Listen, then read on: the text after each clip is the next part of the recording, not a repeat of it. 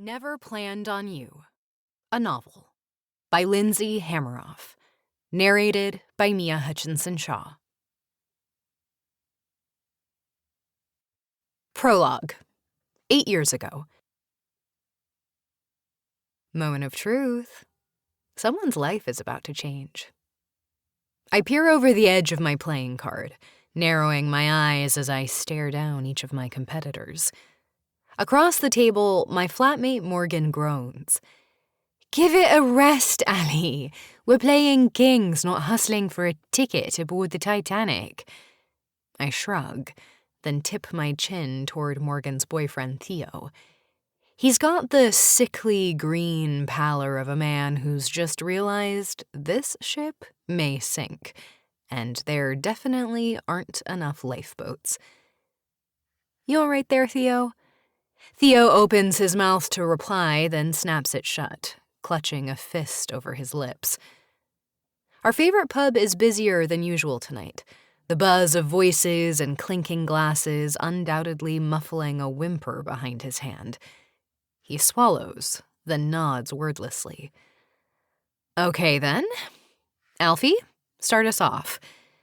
My friend Alfie flips over his card, revealing a 6 of clubs. "6 is dicks," Morgan declares. "Drink up, boys."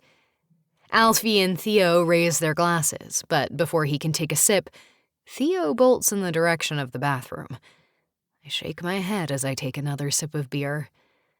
"Men," I say. "The weaker sex." Morgan stares longingly at her unfinished lager, then rises reluctantly. "I'd better go check on him." "Seriously?" I protest. "That's half of the players at the table. I can't play with just Alfie." Alfie smirks. "Sure you can. One-on-one competitions are where I shine, especially contact sports." I throw my cards down on the sticky wooden tabletop. "Gross, dude. I'm out." "Well, in that case, I win by default," he says. "Excuse me?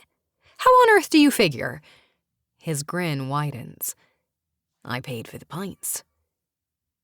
A spark kindles in my belly.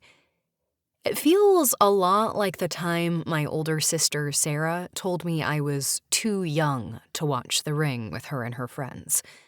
Sure, I might have slept with the lights on for a month and refused to rent movies from Blockbuster, rest in peace, for years after.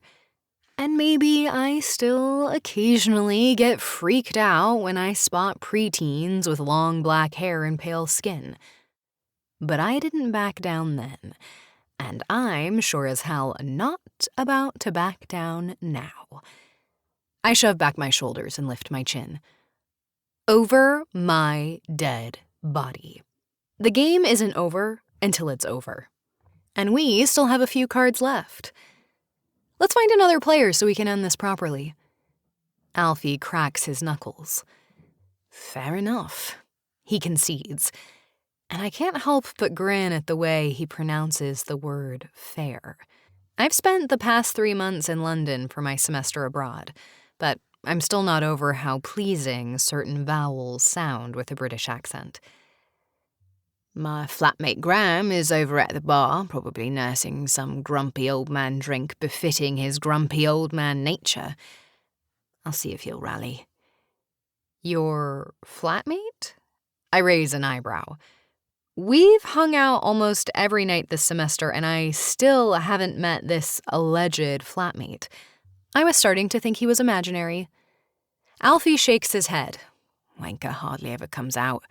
He's been revising at LSE and spends most of his time holed up in his room, bent over an Excel spreadsheet or something equally depressing."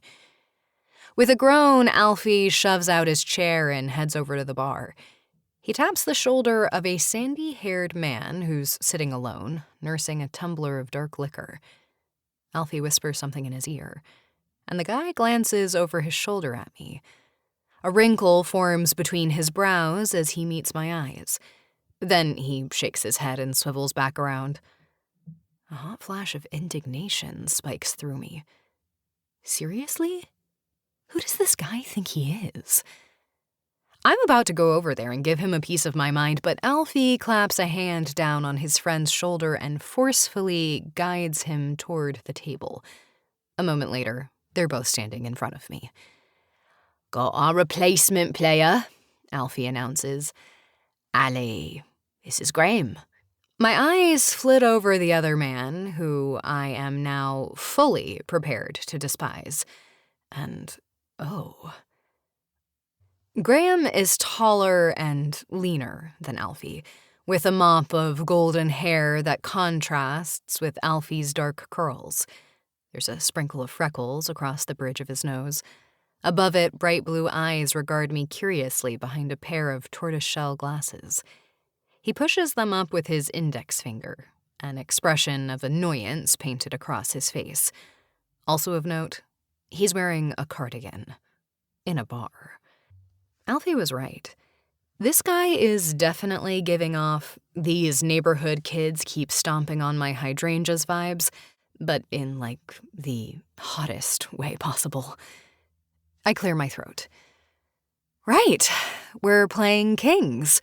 It's the last round, but we need someone to carry us to the finish line. Have you ever played?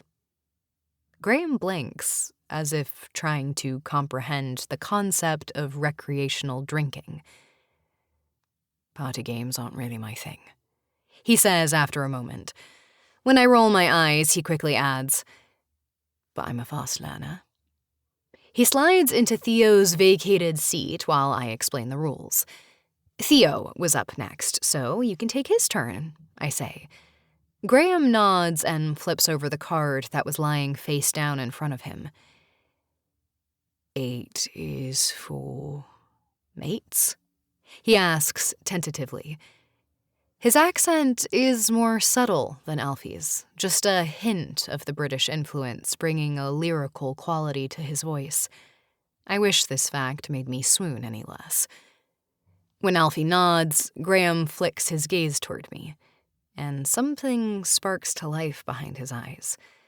Something I recognize immediately as a challenge. Shall we?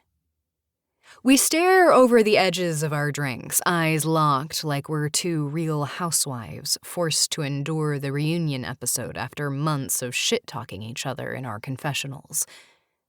We chug for 1 second, 2, and then... "Finished already?" I ask, wiping my mouth as he slams his glass against the tabletop. I didn't realize this was amateur hour. Graham's mouth crooks into a half-smile. Going easy on you felt like the gentlemanly thing to do. With effort, I tear my eyes away from his lips and scoff. Trust me, I am the last person you will ever need to go easy on. Graham's eyes widen a fraction as the subtext dangles in the air between us. Then Alfie clears his throat, dispelling the tension. "Aces," he says, holding up his card. "Waterfall." We throw back our drinks again. A few seconds pass, then Alfie slams down his half-empty pint with a loud belch.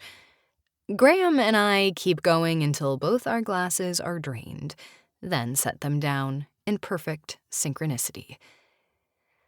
"Well, I always enjoy a good pissing contest," Alfie says, "although I guess I must declare this one a draw." My head snaps in his direction. "A draw? How is that fair? He just sat down." Graham crosses his arms. "I'd be down for a tiebreak." He tips his chin toward the dartboard across the room. "How about a friendly game of darts?" Alfie and I grin at each other conspiratorially. I've been honing my skills on that board all spring and haven't lost a game in weeks. You're on. 10 minutes later, Graham and I are somehow evenly matched, and we each have 1 dart left. "Are you sure you don't want a stool?"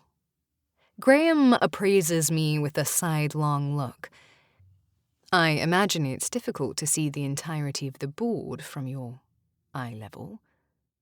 I roll my